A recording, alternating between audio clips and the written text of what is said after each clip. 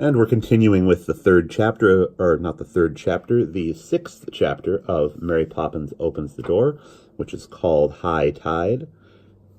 It's a garden party under the sea. Jane and Michael have just been talking to a mermaid about human fashions. "Hello, Anemone!" it cried, and out from behind a bed of lilies a silver shape came leaping. At the sight of the children it stopped in mid-water and stared at them with its bright eyes. "Why, bless my soul!" it cried in surprise. "Whoever caught these creatures?"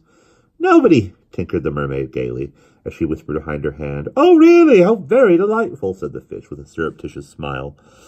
"I suppose I should introduce myself. I'm the deep-sea salmon," he explained, preening his silver fins. "King of the fish, you know, and all that. I dare say you've heard of me now and again." Indeed, by the way he swaggered and preened, you would have thought there was nothing else worth hearing about. "Refreshments, refreshments," said a gloomy voice as a pike with an air of an elderly butler came hovering past with a tray. "Help yourself," said the salmon, bowing to Jane. "A sardine sandwich or a salted shrimp or jelly, the fishy kind, of course. And what about you?" he turned to Michael. "Some sea cow milk or barnacle beer? Or perhaps you'd prefer just plain seawater?" "I was given to understand, Your Highness, that the young gentleman wished for port," the pike stared before him gloomily as he held out the tray toward them. "Then port he shall have," said the salmon imperiously, and he whisked the dark red drink from the tray. With a start of surprise, Michael remembered his wish. He took the glass and sipped it eagerly. "It's exactly like raspberry fizz!" he cried. "Good," said the salmon conceitedly, as though he had made the port himself. "Now, how would you like to look at the catch? They're probably reeling the last ones in, and we'll just have time if we hurry." "I wonder what has been caught," thought Jane, as they darted along beside the salmon. The sea lanes by now were crowded with fish who were leaping toward the lawn. Now, remember whom you're pushing," said the salmon in a haughty voice as he scattered them right and left. "My fins and flippers, look at those children." He pointed to a group of sea urchins who were tumbling noisily by. "Schoolmaster, keep an eye on your pupils. This ocean's become an absolute bear garden." "Eh, what?" said an absent-minded fish who was floating along with his nose in a book. "Here, Winkle and Twinkle, and you too, Spiky. Behave or I shan't let you go to the party." The urchins looked at each other and grinned. Then they solemnly swam along with the schoolmaster, looking as though butter wouldn't melt in their mouths. "And here we are," cried the salmon gaily, and he led the children round a cluster of coral. On a large flat rock sat a row of fish, all solemnly staring upward. Each fish held a fishing rod in his fin and watched his line with an earnest gaze as it ran up through the water. "The anglefish," the salmon explained, "talk softly. They don't like to be disturbed." "But," whispered Jane, looking very surprised, "the lines are going upwards." The salmon stared. "Where else would they go?" he wanted to know. "You could hardly expect them to go downwards, could you? Bait," he added, pointing at several waterproof bags that were filled with pastry tarts. "But what do they catch?" whispered Michael hoarsely. "Oh, humans mostly," the salmon replied. "You can get almost anyone with a strawberry tart. They've taken a pretty good catch already. Look at them squirming and twitching." He flicked his tail at a nearby cave, and the children gasped with astonishment, for there, looking very cross and disgruntled, stood a cluster of human beings. Men in dark goggles and summer hats were shaking their fists and stamping. 3 elderly ladies were waving umbrellas, and a younger one, in rubber boots, was wringing her hands in despair. Beside her, holding a shrimping net, stood 2 disconsolate children. "Well, how do you like it?" jeered the salmon. "I must say you look extremely funny, exactly like fish out of water." The humans all gave a furious snort and turned their backs on the salmon, and at the same moment, from somewhere above, a wild cry rent the sea. "Let me go, I say! Take this hook out at once! How dare you do such a thing to me?" One of the anglerfish, smiling quietly, began to reel in the line. "Take it out, I tell you," came the voice again, and down through the sea, with a rush of bubbles, came the most extraordinary figure. Its body was clothed in a thick tweed coat. A gray veil floated from the hat on its head. and upon its feet were thick wool stockings and large-sized button boots. Michael opened his mouth and stared and made a gargling noise. "Ah, Jane, do you see? I believe it's Miss Andrew," said Jane, who was gargling too. And Miss Andrew indeed it was. Down she came, coughing and choking and shouting. The anglerfish jerked the hook from her mouth and pushed her toward the cave. "Outrageous! Preposterous!" she sputtered. "How was I to know that tot had a hook on it? You villains!" She shook her fist at the anglers. "I shall write to the Times. I shall have you fired." "Look at her writhing," crowed the salmon. "She's a whopper. She'll wriggle for hours and hours." Jane felt that Miss Andrew deserved all she got, but she looked at the children anxiously. How terrible, she thought to herself, if she had been caught, or Michael. "What will the anglers do to them?" she asked the salmon earnestly. "Oh, throw them back again, of course. We only catch them for sport, you know. They're far too tough for eating." "Hey, come along, salmon," called the seal from the distance. "We can't let the children miss the greeting. She's due to arrive at any minute." Jane looked at Michael in silent question. Who could she be? An important mermaid, or perhaps the queen of the sea? "Kippers and catfish, I'd forgotten. Come on, you two," cried the salmon. He went before them, leaping and curving. Beside them a seahorse trotted swiftly, and fish swam in and out among them as they hurried toward the lawns. "Hello, Jane and Michael," piped a friendly voice. "Remember me and your goldfish bowl? I'm back at home now. Give my love to your mother." The goldfish smiled and darted away before they had time to answer. "What a crush! One might as well be tinned," said the salmon, thrashing his tail. "Refreshments, refreshments," the pike cried hoarsely. "Yo, ho, ho, and a bottle of rum," a familiar voice answered, and Admiral Boom came plunging past and seized a glass from the tray. Beside him swam Mrs. Boom's dove-like figure, and floundering in their wake came Binnacle.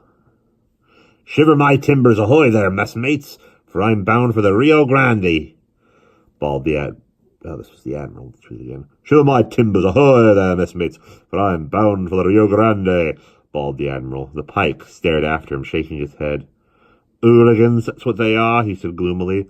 "I really don't know what the ocean's coming to." "Ah, there you are, children," the bronze seal cried as he shouldered his way through the throng. "Hang on to my tail and I'll pull you through. Excuse me, let me pass, please, fish. These are Jane and Michael, the guests of honor." The fish drew back and stared at them. Polite murmurs of welcome sounded amid the noise. The seal pushed the crowd aside with his flippers and dragged the children after him to the rock of shining pearl. "We're just in time for the greeting," he panted. They could hardly hear his booming voice because of the shouting and laughing. "What greeting?" Jane was about to ask, when all of a sudden the shouting ceased, the music and laughter died away, and a deep hush fell on the sea. Each fish in the crowd was still as a stone. The swaying flowers stood quiet in the water. The tide itself was still. "He's coming," said the seal in a whisper as he nodded toward the cave. "He's coming," the watchful creatures echoed. Then, from out of the black, mysterious cave, a withered head emerged. A pair of ancient sleepy eyes blinked in the dazzle of lights. Two wrinkled flippers stretched from the darkness, and a domed black shell heaved up behind them. The children clutched the bronze seal's flippers. "Who is it?" Jane whispered in his ear. She thought it might be a tortoise, perhaps, or a strange kind of turtle. "The terrapin," the seal replied gruffly, "the oldest and wisest thing in the world."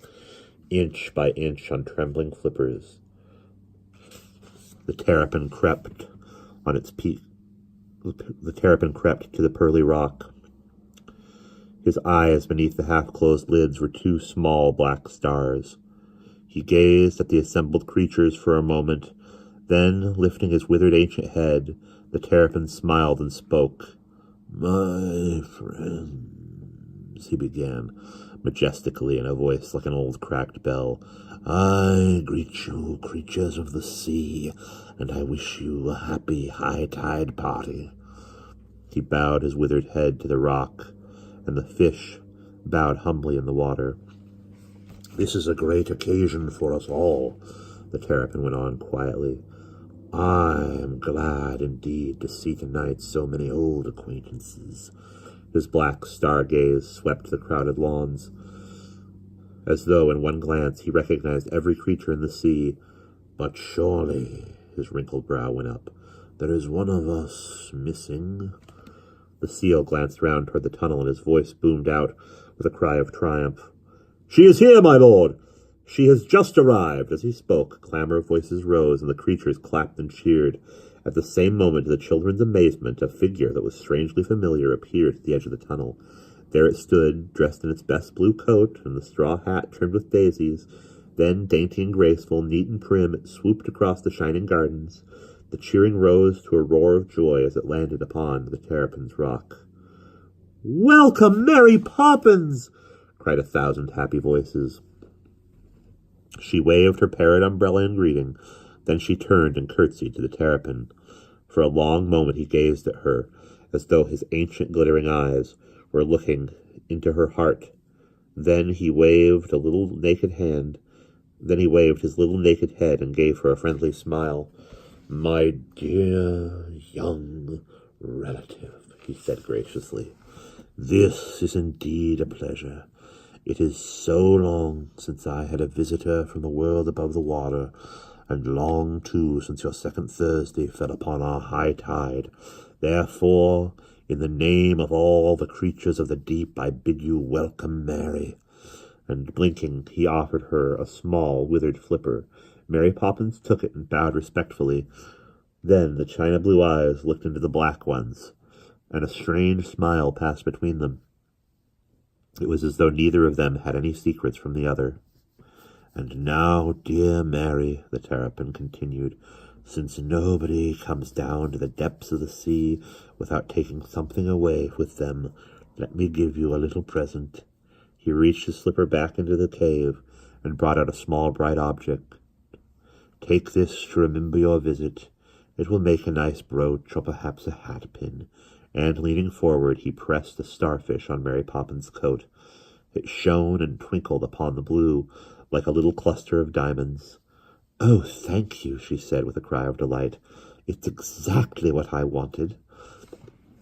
She smiled at the Terrapin and then at the star, and her glance slid away to the children. The smile faded instantly. She gave a disgusted sniff. If I've told you once, Jane, not to gape, I've told you 1,000 times. Close your mouth, Michael. You are not a codfish." "I should think not," muttered the cod indignantly from his place behind the children. "So these are Jane and Michael," said the Terrapin as he turned his sleepy eyes upon them. "I am very glad to meet you at last. Welcome, my children, to our high tide party." He bowed gravely, and urged by Mary Poppins' glare, they bowed in return. "You see," he went on in his old cracked voice, "I know who Jane and Michael are, but I wonder, indeed, if they know who I am." They shook their heads and gazed at him speechlessly. He moved his carapace a little and thoughtfully blinked for a moment.